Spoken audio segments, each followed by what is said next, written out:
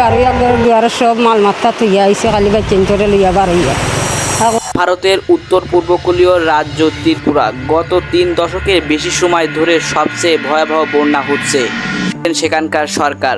রাজ্যের এক মন্ত্রী বিবিসি বাংলাকে বলেছেন, আগস্ট মাসে যা বৃষ্টিপাত হয়েছে তা স্বাভাবিক থেকে 151% বেশি। এখন পর্যন্ত অন্তত 12 জনের মৃত্যু হয়েছে এবং 2 জন নিখোঁজে রয়েছে বলে রাজ্যের প্রশাসন জানিয়েছেন। এদের মতো গত 24 ঘন্টায় মারা গেছে 7 জন। প্রায় 17 লক্ষ মানুষ সেখানকে জলবন্দী হয়েছেন বলে বৃহস্পতিবার সন্ধ্যায় জানিয়েছেন রাজ্যের সরকার। গত 4 দিন ধরে প্রায় অবিরাম বৃষ্টি হচ্ছে সেখানে। শুধুমাত্র গোমতী জেলায় যে এলাকাতে অবস্থিত গোমতী বিদ্যুৎ কেন্দ্রের অধীনে ডম্বু, সেই জলায় আগস্ট মাসে স্বাভাবিক বৃষ্টিপাত হওয়ার কথা 196.5 কিলোমিটার, অথচ সেখানে বৃষ্টি হচ্ছে 656.6 কিলোমিটার, 234% বেশি হচ্ছে। তথ্য দিয়েছেন রাজ্যের বিদ্যুৎ মন্ত্রী রতন লাল নাথ। রাজধানী আগরতলাবর্তী বিধ্বংসী এলাকায় এখনও জলের তলায়। হাওড়া, খোয়াই, পুরী ও টলাই সহ রাজ্যের প্রায় সব নদীর বিদ্যুৎ সীমার উপর দিয়ে বইছে।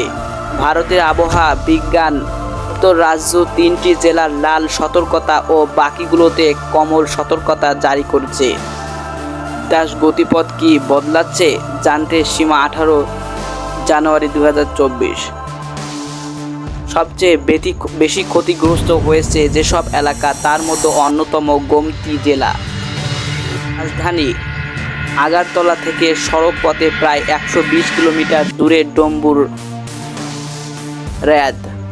ওই অঞ্চলে পরিবেশ সংরক্ষণের অনেক দিন কাজ করেছেন রাজ বসু। তিনি বলেন, রাইমা আর শর্মা এই দুটি ছোট নদী, স্থানীয় ভাষায় যেগুলিকে বলা হয় সরা ও হ্রদে এসেছে মিশেছে। আবার সেখানকার থেকেই গোমতী নদীর উৎপত্তি। ত্রিপুরার বেশিরভাগ নদী বা সরার মতো এই গোমতী স্বাভাবিকভাবে বাংলাদেশের দিকেই বয়ে গেছে।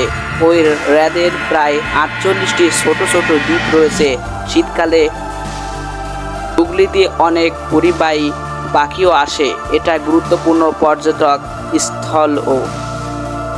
বর্ষাকালে ত্রিপুরার ও উত্তর পূর্ব অঞ্চলে অন্যান্য এলাকা অথবা বাংলাদেশের অভ্যন্তরীণ লাগোয়া এলাকাগুলোতে যেরকম ফ্লাইট ফ্লেম দেখা যায়, এটিও সেরকম এক অঞ্চল। বহুকাল ধরে অঞ্চলটির এখনো পর্যন্ত সরাসরিভাবে 19 জনের মৃত্যু হয়েছে। নিখোঁজ রয়েছে 2 জন। তিনি বলেন, বৃহস্পতিবার বিকাল 3টা পর্যন্ত নাগাদ 38 ঘন্টা বৃষ্টি হয়েছে, যেখানে সেই জলবায়ু তো ছিলই।